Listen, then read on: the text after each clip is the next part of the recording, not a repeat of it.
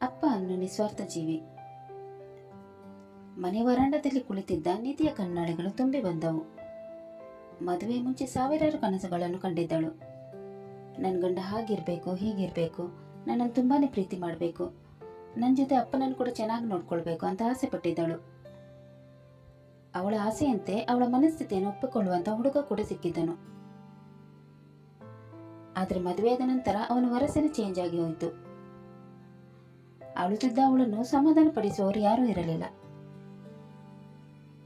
ಗಂಡ ತಡಬಡ ಅಂತ ಅವಳು ಅಳುತ್ತಿದ್ದರೂ ಅವಳನ್ನು ನೋಡಿ ನೋಡದಂತೆ ಮಾಡಿ ಸೀದಾ ತನ್ನ ಕೆಲಸಕ್ಕೆಂದು ಹೊರಟನು. ಇನ್ನು ಅತ್ತೆ ಮಾವನು ಅಷ್ಟಕ್ಕಷ್ಟೇ. ಅವರಿಗೆ ಮನೆಯಲ್ಲಿ ಒಬ್ಬಳು ಕೆಲಸದ ಆಳು ಬೇಕಿತ್ತು. ಅದಕ್ಕೆ ಮಗನಿಗೆ ಮದುವೆ ಮಾಡಿ ಮನೆಗೆ ಸೊಸೆ ರೂಪದಲ್ಲಿ ಕೆಲಸದ ಆಳಾಗಿ ಅವಳನ್ನು ಕರೆದುಕೊಂಡು ಬಂದಿದ್ದರು. ತನ್ನ ಅಪ್ಪನ ಮನೆಯಲ್ಲಿ ಮಹಾರಾಣಿಯಾಗಿದ್ದ ಈಕೆಯು ಗಂಡನ ಮನೆಯಲ್ಲಿ ಒಂಚೂರು ಪುರುಸೊತ್ತು ಇಲ್ಲದೆ ದುಡಿಯುತ್ತಿದ್ದಳು. ಎಷ್ಟು ಕೆಲಸ ಮಾಡಿದರೂ ಕೂಡ ಅತ್ತೆಯ ಕೊಂಕು ಮಾತುಗಳು ತಪ್ಪಿದ್ದಲ್ಲ. ನಿಂತ್ರು ಕುಂತ್ರು ಏನಾದರೂ ನೆಪ ಹೇಳಿ ಅವಳನ್ನು ಚೆನ್ನಾಗಿ ಬೈಯುತ್ತಿದ್ದರು. ಈಗ ಗಂಡ ಅವಳ ಎದುರು 2 ಆಪ್ಷನ್ ಇಟ್ಟಿದ್ದ. ಅದರಂತೆ ಅವಳು 2ರಲ್ಲಿ ಒಂದನ್ನು ಚಾಯ್ಸ್ ಮಾಡಬೇಕಾಗಿತ್ತು. ಏನು ಮಾಡಬೇಕೆಂದು ತಿಳಿಯದೆ ಅವಳು ಒದ್ದಾಡತೊಡಗಿದಳು. 2 ಆಪ್ಷನ್ಗಳು ಕೂಡ ಅವಳಿಗೆ ಅತ್ಯ ಮೂಲವಾದದ್ದೇ. ಒಂದನ್ನು ಆಯ್ಕೆ ಮಾಡಿದರೆ ಇನ್ನೊಂದನ್ನು ಕಳೆದುಕೊಳ್ಳಬೇಕಾಗುತ್ತದೆ. ಯೋಚನೆ ಮಾಡಿ ಮಾಡಿ ಅವಳ ತಲೆ ಸಿಡಿಯತೊಡಗಿತು. ಕೊನೆಗೊಂದು ನಿರ್ಧಾರಕ್ಕೆ ಬಂದು ಒಂದು ಹಾಳೆ ತಗೊಂಡು ಅದರಲ್ಲಿ ಬರೆಯತೊಡಗಿದಳು. ನನ್ನ ಪ್ರೀತಿ ಗೌತಮ್ ಅವರೇ, ನೀವು ನನ್ನನ್ನು ಮದುವೆ ಮಾಡ್ಕೊಂಡು ಬಂದು ನನಗೆ ಪ್ರೀತಿ ಕೊಟ್ರಿ, ಅದಕ್ಕೆ ನಾನು ಚಿರಋಣಿಯಾಗಿದ್ದೀನಿ. ಮದುವೆ ಮುಂಚೆ ನಾನು ಏನೆಲ್ಲ ಹೇಳಿದೆ ಅದನ್ನೆಲ್ಲ ಒಪ್ಪಿಕೊಂಡ್ರಿ. ಆದರೆ ಈಗ ನೀವು ನನಗೆ 2 ಆಪ್ಷನ್ ಕೊಟ್ಟು ಅದರಲ್ಲಿ ಒಂದನ್ನು ಆಯ್ಕೆ ಮಾಡುವಂತ ಹೇಳಿ ಹೊರಟು ಹೋದ್ರಿ. 2 ಆಪ್ಷನ್ಗಳು ನನಗೆ ಅತ್ಯಮೂಲ್ಯವಾದದ್ದೇ. ಅದನ್ನು ನಾನು ಏನು ಮಾಡಲಿ? ನೀವು ಹೇಳಿದ ಹಾಗೆ ನಾನು ಒಂದನ್ನು ಸೆಲೆಕ್ಟ್ ಮಾಡಲೇಬೇಕು. ಅದಕ್ಕಾಗಿ ನಾನು ಮೊದಲನೇ ಆಪ್ಷನ್ ಅನ್ನು ಸೆಲೆಕ್ಟ್ ಮಾಡ್ತಾ ಇದ್ದೀನಿ. ಇಲ್ಲಿ ತನಕ ನನಗೆ ಊಟ ಕೊಟ್ಟು ನಾನು ನೋಡಿಕೊಂಡಿದ್ದಕ್ಕೆ ತುಂಬಾ ಹೃದಯದ ಧನ್ಯವಾದಗಳು. ನಾನೇನು ಬರ್ತೀನಿ, ನೀವೆಲ್ಲರೂ ಚೆನ್ನಾಗಿರಿ ಅಂತ ಲೆಟರನ್ನು ಬರೆದು ಮುಗಿಸಿ ಅದನ್ನು ತನ್ನ ಗಂಡನಿಗೆ ಕಾಣುವಂತೆ ಇಟ್ಟು ತನ್ನ ಲಗೇಜ್ ಎಲ್ಲವನ್ನು ಪ್ಯಾಕ್ ಮಾಡಿ ಯಾರಿಗೂ ಹೇಳದೇನೆ ಮನೆ ಬಿಟ್ಟು ಸೀದಾ ಬಸ್ ಸ್ಟಾಪಿಗೆ ಬಂದು ತನ್ನ ಊರಿನ ಬಸ್ ಹತ್ತಿ ತನ್ನೂರಿಗೆ ಹೊರಟಳು. ಕಿಟಕಿಯ ಪಕ್ಕ ಕೂತಿದ್ದ ಅವಳಿಗೆ ಹಳೆಯ ದಿನಗಳು ಮರುಕಳಿಸತೊಡಗಿದವು. ಅದೊಂದು ಪುಟ್ಟ ಸಂಸಾರ. ಅಲ್ಲಿ ಗಂಡ ಹೆಂಡತಿ ತುಂಬಾ ಪ್ರೀತಿಯಿಂದ ಅನ್ಯೋನ್ಯವಾಗಿ ಜೀವನ ನಡೆಸುತ್ತಿದ್ದರು. ಅವ್ರಿಗೆ ಮನೆಯಲ್ಲಿ ಬಡತನ ಇದ್ದರೂ ಕೂಡ ಪ್ರೀತಿಗೆ ಮಾತ್ರ ಬಡತನ ಇರಲಿಲ್ಲ. ಪ್ರೀತಿ ಪ್ರೇಮ ಹಂಚಿಕೊಳ್ಳುವುದರಲ್ಲಿ ಗಂಡ ಹೆಂಡತಿ ತುಂಬಾನೇ ಶ್ರೀಮಂತರಾಗಿದ್ದರು. ಹೀಗಿರುವಾಗ ಅವ್ರ ಬಾಳಲ್ಲಿ ಬೆಳಕಾಗಿ ಬಂದವಳು ಈ ನಿಧಿ. ಹೆಣ್ಣು ಮಗುವಾದ ಖುಷಿಯಲ್ಲಿ ತುಂಬಾನೇ ಸಂತೋಷದಿಂದ ತೇಲಾಡ್ತಾ ಇದ್ರು. ಅನುರಾಗ್ ಅವರಂತೂ ಮಗಳು ಬಂದ ಖುಷಿಯಲ್ಲಿ ಊರಿಗೆಲ್ಲ ಸಿಹಿಯನ್ನು ಹಂಚಿದ್ದರು. ಇನ್ನವರ ಹೆಂಡತಿ ಶೋಭಾ ಮನೆಗೆ ಮಹಾಲಕ್ಷ್ಮಿ ಬಂದಳು ಅಂತ ಎಲ್ಲರ ಹತ್ರ ಹೇಳಿಕೊಂಡು ಖುಷಿ ಪಡುತ್ತಿದ್ದರು. ಹೀಗೆ ಅವರ ಸಂಸಾರ ಖುಷಿಯಿಂದ ಜೀವನ ನಡೆಸುತ್ತಿತ್ತು. ಅನುರಾಗ್ ಅವರು ಸ್ಕೂಲಲ್ಲಿ ಮೇಷ್ಟ್ರಾಗಿ ಕೆಲಸ ಮಾಡುತ್ತಿದ್ದರು.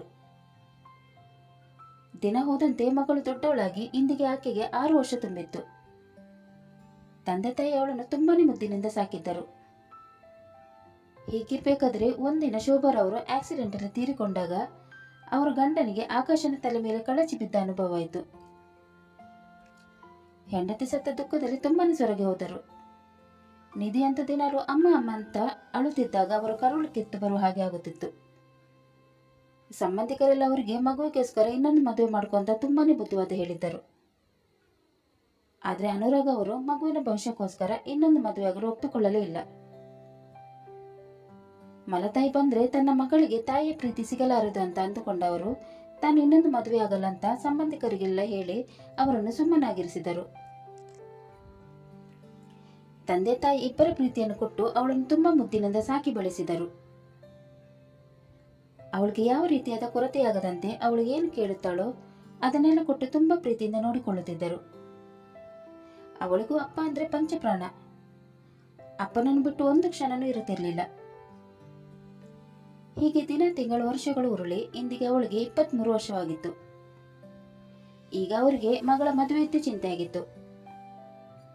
ಆದ್ರೆ ಮಗಳು ಅಪ್ಪನನ್ನು ಬಿಟ್ಟು ಎಲ್ಲೂ ಹೋಗಲ್ಲ ಅಂತ ಪಟ್ಟು ಹಿಡಿದಿದ್ದಳು. ಅವಳನ್ನು ನೋಡಲು ಬರುವ ಗಂಡುಗಳ ಜೊತೆ ಏನಾದರೂ ಒಂದು ಕಿತಾಪತಿ ಮಾಡಿ ಅವರನ್ನು ಮನೆಯಿಂದ ಓಡಿಸುತ್ತಿದ್ದಳು. ಅವಳನ್ನು ಮದುವೆಗೆ ಹೇಗೆ ಒಪ್ಪಿಸಬೇಕೆಂದು ಅವರಿಗೆ ಚಿಂತೆಯಾಗತೊಡಗಿತು. ಹೇಗಿರ್ಬೇಕಾದ್ರೆ ಬ್ರೋಕರ್ ಅವರಿಗೆ ಒಂದೊಳ್ಳೆ ಸಂಬಂಧ ಇರುವುದಾಗಿ ತಿಳಿಸಿದರು. ವಿಷಯ ತಿಳಿದು ಖುಷಿಗೊಂಡ ಅನುರಾಗ್ ಅವರು ಅದನ್ನು ನಿಧಿಯ ಹತ್ರ ಬಂದು ಪ್ರಸ್ತಾಪಿಸಿದರು. ಮಗಳೇ, ಒಂದೊಳ್ಳೆ ಸಂಬಂಧ ಬಂದಿದೆ, ಇದನ್ನಾದ್ರೂ ಒಪ್ಕೊಳ್ಳಮ್ಮ. ಈ ನಿನ್ನಪ್ಪ ನಿನ್ನನ್ನು ಕೈ ಮುಗಿದು ಬೇಡ್ಕೊಳ್ತಾ ಇದ್ದಾನೆ, ಈ ಸಂಬಂಧನಾದ್ರೂ ಒಪ್ಕೊಳ್ಳಮ್ಮ. ಅಪ್ಪ, ನೀವು ಯಾಕೆ ನನ್ನ ಮದುವೆ ಹಿಂದೆ ಬಿದ್ದಿದ್ದೀರಾ? ನಮಗೆ ನಿಮ್ಮನ್ನು ಬಿಟ್ಟು ಎಲ್ಲೂ ಹೋಗೋಕ್ಕಿಲ್ಲ. ಅಪ್ಪ, ನಾನು ಮದುವೆ ಆಗಲ್ಲ, ನಾನು ನಿಮ್ಮ ಜೊತೆನೇ ಇರ್ತೀನಿ. ಇನ್ನೊಮ್ಮೆ ನನ್ನ ಹತ್ರ ಮದುವೆ ವಿಷಯ ಎಲ್ಲ ಪ್ರಸ್ತಾಪಿಸಬೇಡಿ ಅಪ್ಪ.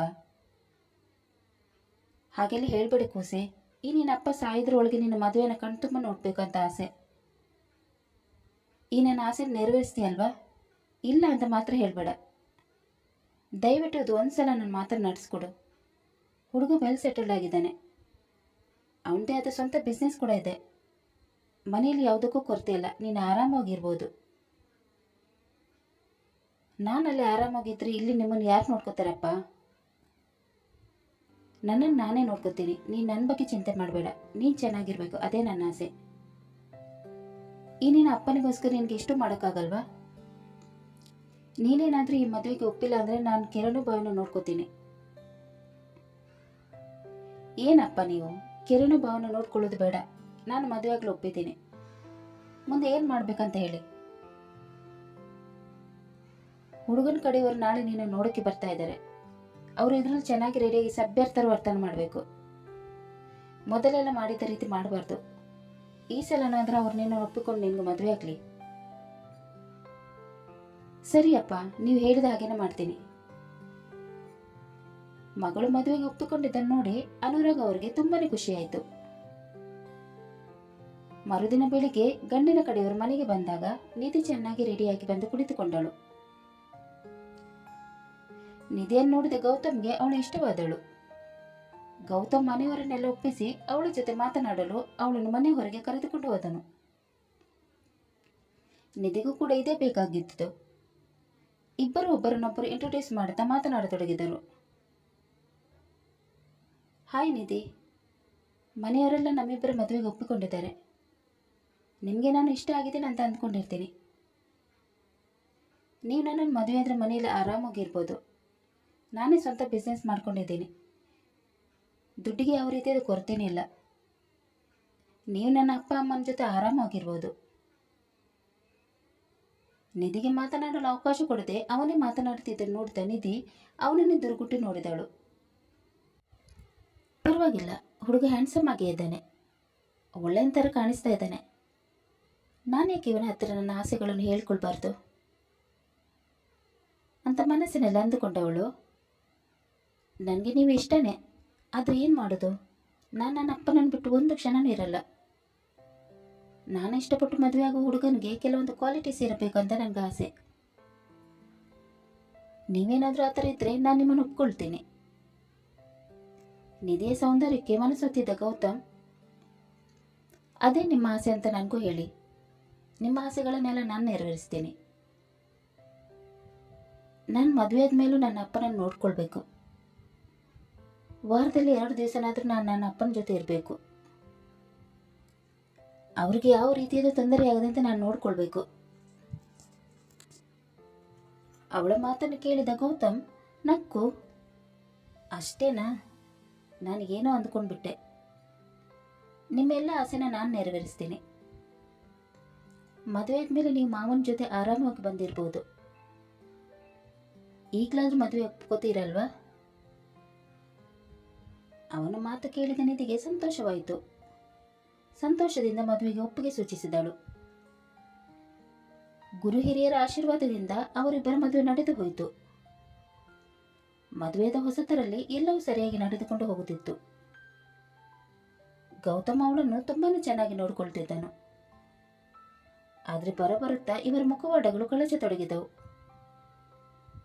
ಅವಳ ಅತ್ತಿಗೆ ಮನೆಗೆ ಸೊಸೆ ಬೇಕಾಗಿರಲಿಲ್ಲ, ಸೊಸೆಯ ರೂಪದಲ್ಲಿ ಕೆಲಸದ ಆಳು ಬೇಕಾಗಿತ್ತು.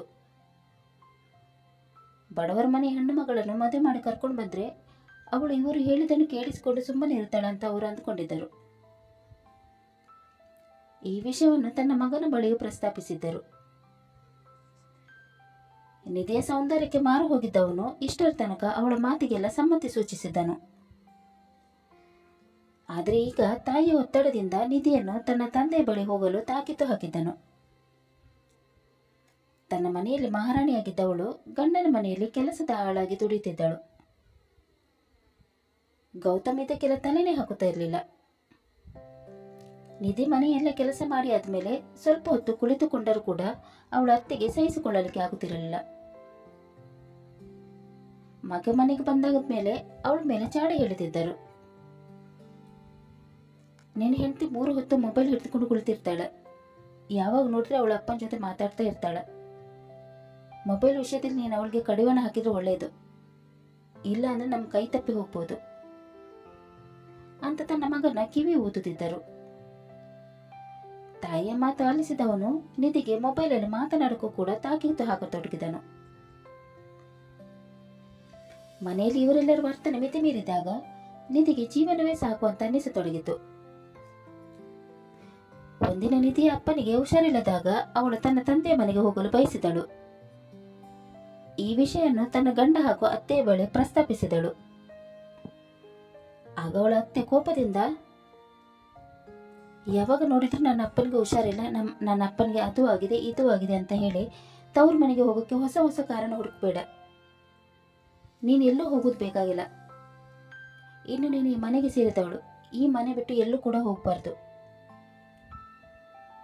ಅಂತ ತಾಕೀತು ಮಾಡಿ ಅಲ್ಲಿಂದ ಹೊರಟು ಹೋದರು. ಈಗ ತನ್ನ ಗಂಡನ ಬಳಿ ತನ್ನ ಅಳನನ್ನು ತೋಡಿಕೊಂಡಳು. ರೀ, ನಾನು ಸುಳ್ಳು ಹೇಳ್ತಾ ಇಲ್ಲ ರೀ. ಅಪ್ಪನಿಗೆ ನಿಜವಾಗ್ಲೂ ಹುಷಾರಿಲ್ಲ. ಅವ್ರಿಗೆ ನನ್ನನ್ನು ಬಿಟ್ಟು ಬೇರೆ ಯಾರೂ ಇಲ್ಲ ರೀ. ನಾನು ಹೋಗಲೇಬೇಕು. ದಯವಿಟ್ಟು ನನ್ನನ್ನು ಕಳಿಸ್ಕೊಡಿ. ನೀವು ಪದೇ ಪದೇ ಮನೆಗೆ ಹೋಗಬೇಡ ಅಂದ್ರಿ, ಅದಕ್ಕೂ ಕೂಡ ನಾನು ಇಲ್ಲ ಅಂದಿಲ್ಲ. ಫೋನಲ್ಲಿ ಜಾಸ್ತಿ ಮಾತಾಡಬೇಡ ಅಂದ್ರಿ, ಅದನ್ನು ಕೂಡ ನಾನು ಸ್ಟಾಪ್ ಮಾಡಿದೆ. ನೀವು ಹೇಳಿದ ಎಲ್ಲ ಮಾತನ್ನು ನಾನು ಕೇಳ್ತಿದ್ದೀನಲ್ರಿ. ಇವತ್ತು ಒಂದಿನ ನನ್ನ ಮಾತು ಕೇಳ್ರಿ. ನಾನು ಮನೆಗೆ ಹೋಗಲೇಬೇಕು. ಪ್ಲೀಸ್ ನನ್ನ ಮಾತು ಕೇಳ್ರಿ. ಕೇಳುವಂಥದ್ದು ಏನಿಲ್ಲ. ನೀನು ಹೋಗಬಾರ್ದಂದ್ರೆ ಹೋಗಬಾರ್ದು. ಹಾಗೇನಾದರೂ ನಿನಗೆ ಹೋಗಬೇಕಂದ್ರೆ ನಾನು ನಿನಗೆ 2 ಆಪ್ಷನ್ ಕೊಡ್ತೀನಿ. ಅದರಲ್ಲಿ ಯಾವುದು ಇಷ್ಟನೋ ಅದನ್ನು ಸೆಲೆಕ್ಟ್ ಮಾಡು. ನನ್ನ ಜೊತೆನೇ ಕೊನೆ ತನಕ ಇರಬೇಕಂದ್ರೆ ನಾನು ಹೇಳೋ ಮಾತನ್ನೆಲ್ಲ ಕೇಳಬೇಕು. ಇಲ್ಲ ನಿನಗೆ ಅಪ್ಪನೂ ಕೂಡ ಬೇಕು ಅಂದರೆ ಈ ಮನೆ ಬಿಟ್ಟು ಹೋಗ್ಬೋದು. ಒಂದು ಸಲ ಈ ಮನೆ ಬಿಟ್ಟು ಹೋದೆ ಅಂದರೆ ಪರ್ಮನೆಂಟಾಗಿ ಈ ಮನೆ ಬಾಗಿಲು ನಿನಗೆ ಮುಚ್ಚುತ್ತೆ ಅಂತ ತುಂಬ ಒರಟಾಗಿ ಹೇಳಿ ಅಲ್ಲಿಂದ ಎದ್ದು ಹೋದನು. ಮದುವೆ ಮುಂಚೆ ತನ್ನೆಲ್ಲ ಮಾತಿಗೆ ಒಪ್ಪಿಗೆ ಕೊಟ್ಟಿದ್ದವನು ಈಗ ತುಂಬ ಒರಟಾಗಿ ಮಾತನಾಡಿದ್ದನ್ನು ಕೇಳಿ ಅವಳಿಗೆ ತುಂಬಾನೇ ಬೇಜಾರಾಯಿತು. ನಾನು ಅಂಥದ್ದು ಏನು ಕೇಳಿದೆ ಇವರಲ್ಲಿ? ಅಪ್ಪನಿಗೆ ಹುಷಾರಿಲ್ಲ, ಅವ್ರಿಗೆ ನನ್ನನ್ನು ಬಿಟ್ಟು ಯಾರೂ ಇಲ್ಲ, ಅವ್ರನ್ನ ನೋಡ್ಕೊಂಡು ಬರ್ತೀನಿ ಅಂತ ಹೇಳಿದೆ ಅಷ್ಟೆ. ಅದಕ್ಕೆ ಇಷ್ಟೆಲ್ಲ ಮಾತಾಡ್ಬಿಟ್ಟು ಹೋಗ್ಬೇಕಾ? ಅಮ್ಮ ತೀರಿ ಹೋದಾಗ ಎಲ್ಲಿ ನನ್ನ ಜೀವನ ಹಾಳಾಗುತ್ತೋ ಅಂತ ಅಂದ್ಕೊಂಡು ಅಪ್ಪ ಇನ್ನೊಂದು ಮದುವೆ ಆಗಿದೆ, ಅವರ ಜೀವನವನ್ನೇ ನನಗೋಸ್ಕರ ಮುಡಿಪಾಕಿಟ್ಟರು. ನನ್ಗೇನು ಬೇಕೋ ಅದನ್ನೆಲ್ಲ ಕೊಡಿಸಿದ್ದರು. ನನಗೇನು ತೊಂದರೆ ಆಗದಂತೆ ಮಹಾರಾಣಿ ಥರ ನೋಡಿಕೊಂಡಿದ್ದರು. ಅಂತ ಅಪ್ಪನನ್ನು ನಾನು ಮರೆಯುದುಂಟೆ? ಅವ್ರು ನನಗೆ ಜೀವ ತುಂಬಿದವರು. ಅವ್ರನ್ನ ಯಾವ ಕಾರಣಕ್ಕೂ ನಾನು ಬಿಟ್ಕೊಡಲ್ಲ. ಮನೆಯಲ್ಲಿ ಇಷ್ಟೊಂದು ಕಾಟ ಕೊಟ್ಟರು ಕೂಡ ನಾನು ಅದನ್ನೆಲ್ಲ ಸಹಿಸ್ಕೊಂಡಿದ್ದೀನಿ. ಆದರೆ ಇದು ಯಾಕೋ ಅತಿಯಾಯಿತು. ನನ್ನ ಅಪ್ಪನನ್ನು ನಾನು ನೋಡೋಕ್ಕೆ ಹೋಗಬಾರ್ದಂದ್ರೆ ಹೇಗೆ? ನನಗೆ ಜೀವ ತುಂಬಿದ ನನ್ನ ಅಪ್ಪ ನನಗೆ ಬೇಕು.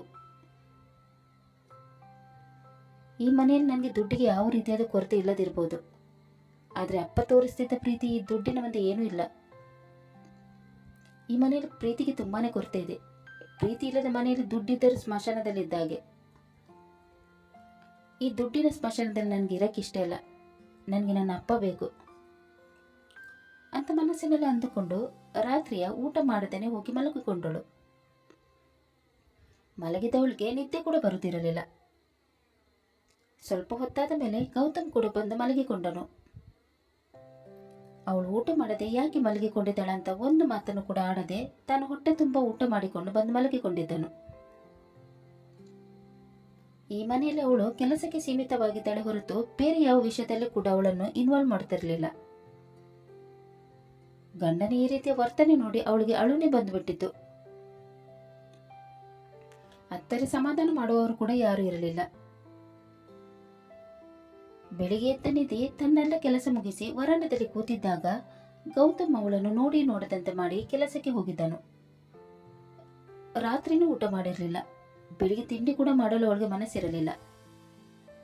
ಗಂಡ ಅದನ್ನು ಊಟ ಮಾಡಿದ್ಯಾ, ತಿಂಡಿ ತಿಂದ್ಯಾ ಅಂತ ಒಂದು ಮಾತು ಕೂಡ ಕೇಳದ ಹಾಗೆ ಹೊರಟು ಹೋದನು. ಇದನ್ನೆಲ್ಲ ನೋಡಿದ ಅವಳಿಗೆ ಈ ಮನೆಯಲ್ಲಿ ಒಂದು ಕ್ಷಣನೂ ಇರಕ್ಕೆ ಮನಸ್ಸಾಗಲಿಲ್ಲ. ಭಾವನೆಗಳಿಲ್ಲದ ಮನೆಯಲ್ಲಿ ಇದ್ದು ಸತ್ತಂತೆ ಅಂತ ಅಂದುಕೊಂಡವಳು ತನ್ನ ಗಂಡನಿಗಾಗಿ ಲೆಟರ್ ಒಂದನ್ನು ಬರೆದು ಅದನ್ನು ಹಾಸಿಗೆ ಮೇಲೆ ಇಟ್ಟು ತನ್ನ ಲಗೇಜ್ ಎಲ್ಲ ಪ್ಯಾಕ್ ಮಾಡಿ ತನ್ನ ಅಪ್ಪನ ಮನೆಗೆ ಹೊರಟಳು. ಬಸ್ಸಿನ ಕಿಟಕಿಯ ಪಕ್ಕ ಕೂತಿದ್ದ ನಿಧಿ ತನ್ನ ಹಳೆಯ ದಿನಗಳನ್ನು ನೆನಪು ಮಾಡಿಕೊಳ್ಳುತ್ತಾ ಕಣ್ಣಂಚಿನಲ್ಲಿ ಜಿನುಗಿದ ಕಣ್ಣೀರನ್ನು ಒರೆಸುತ್ತಿದ್ದಳು. ಅಷ್ಟೊತ್ತಿಗಾಗಲೇ ಬಸ್ ಅವರ ಮನೆಯ ಹತ್ತಿರದ ಸ್ಟಾಪ್ ಅನ್ನು ತಲುಪೇ ಬಿಟ್ಟಿತ್ತು. ಬಸ್ಸಿನಿಂದ ಇಳಿದವಳು ಸೀದಾ ತನ್ನ ಮನೆಗೆ ಹೊರಟಳು.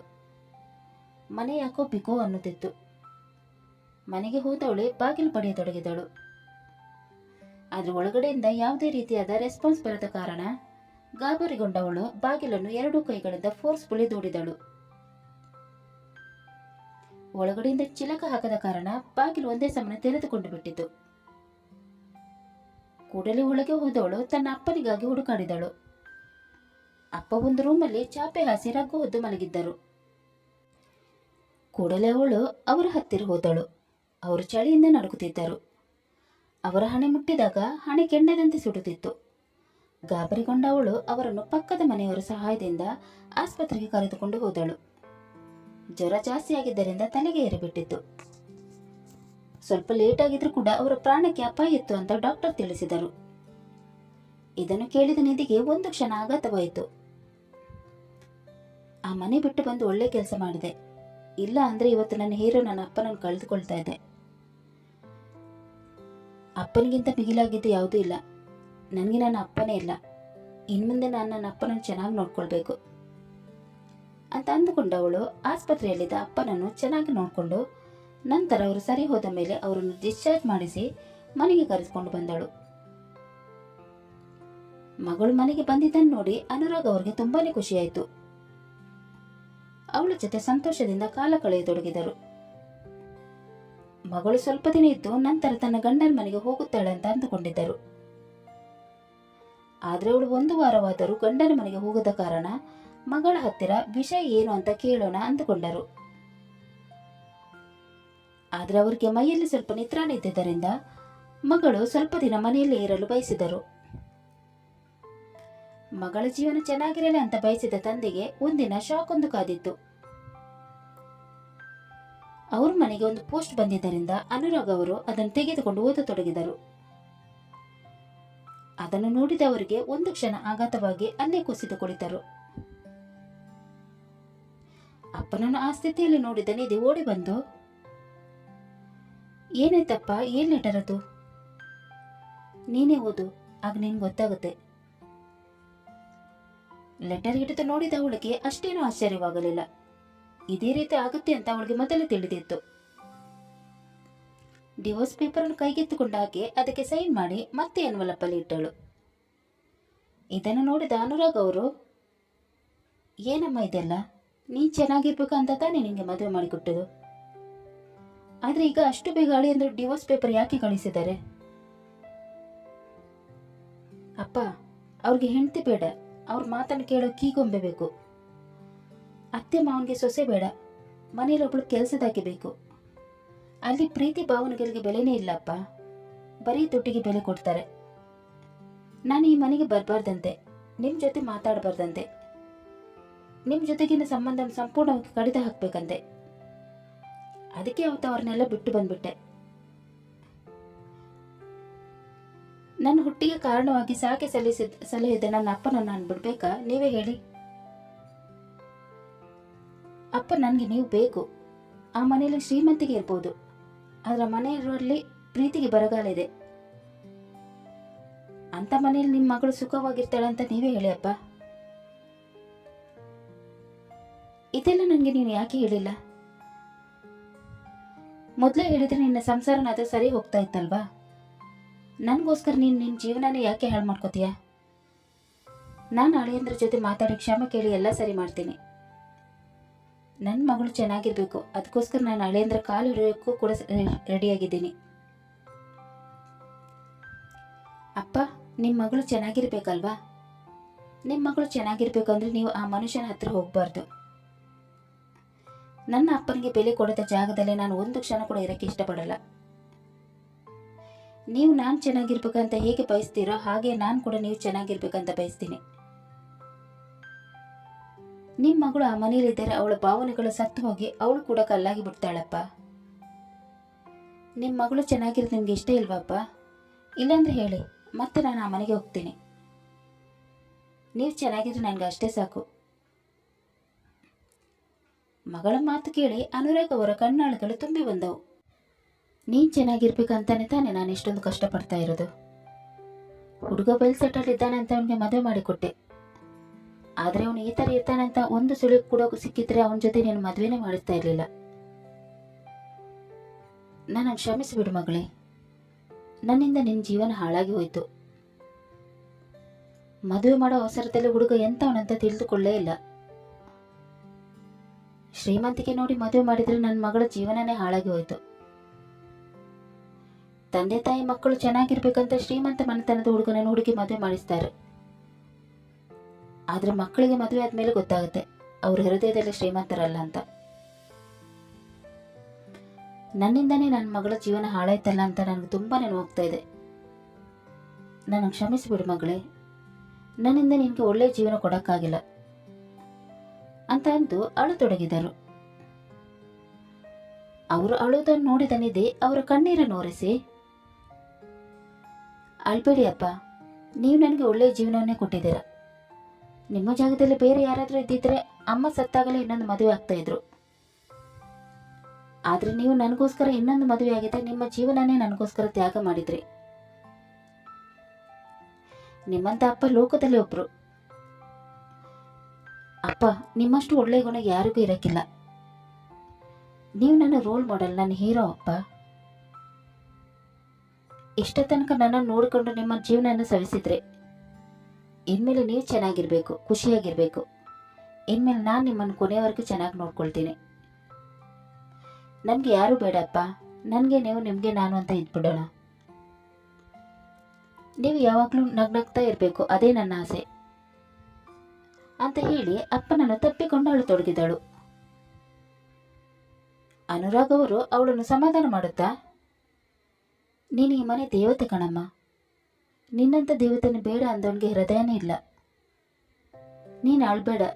ಯಾರಿಗೊತ್ತು, ನಿನ್ನ ಜೀವನದಲ್ಲಿ ಮುಂದಿನ ದಿನಗಳಲ್ಲಿ ದೇವರು ಒಳ್ಳೆಯ ಅಧ್ಯಾಯವನ್ನು ಬರೀಬಹುದು. ಅಲ್ಲಿವರೆಗೆ ಕಾಯೋಣ ಅಂತ ಹೇಳಿ ಅವಳಿಗೆ ಸಮಾಧಾನ ಮಾಡಿದರು. ತನ್ನ ತಂದೆಗೋಸ್ಕರ ನಿಧಿ ತನ್ನ ಸಂಗಾತಿಯನ್ನೇ ತೊರೆದು ಬಂದಿದ್ದಳು. ಮುಂದಿನ ದಿನಗಳಲ್ಲಿ ಅಪ್ಪ ಮಗಳು ಒಂದೊಳ್ಳೆ ಜೀವನ ನಡೆಸತೊಡಗಿದರು. ಸಂಸಾರ ಅನ್ನೋದು ಷರತ್ತು ಆಯ್ಕೆ ಮೇಲೆ ಅವಲಂಬಿತವಾಗಿರಬಾರದು. ಇವೆಲ್ಲ ಜಾಸ್ತಿ ಆದಲ್ಲಿ ಸಂಗಾತಿಗಳಲ್ಲಿ ಉಸಿರುಗಟ್ಟುವ ವಾತಾವರಣ ಸೃಷ್ಟಿಯಾಗಿ ಕೊನೆಗೆ ಸಂಗಾತಿಗಳು ದೂರ ಆಗುವ ಸಾಧ್ಯತೆಗಳು ಜಾಸ್ತಿ ಆಗತ್ತೆ. ಸಂಸಾರದಲ್ಲಿ ಪ್ರೀತಿ ಭಾವನೆಗಳು ಜಾಸ್ತಿ ಆದಲ್ಲಿ ಸುಖವಾಗಿ ಬಾಳಬಹುದು. ಕತೆ ಮುಗಿಯಿತು. ಈ ಕತೆ ನಿಮ್ಗೆ ಇಷ್ಟವಾದಲ್ಲಿ ಲೈಕ್ ಮಾಡಿ, ಶೇರ್ ಮಾಡಿ ಮತ್ತು ಸಬ್ಸ್ಕ್ರೈಬ್ ಮಾಡೋದನ್ನು ಮಾತ್ರ ಮರೆಯಬೇಡಿ. ಹಾಗೆ ಕತೆ ಹೇಗಿದೆ ಅಂತ ಕಮೆಂಟ್ ಬಾಕ್ಸ್ ಅಲ್ಲಿ ತಿಳಿಸಿ. ಧನ್ಯವಾದಗಳು.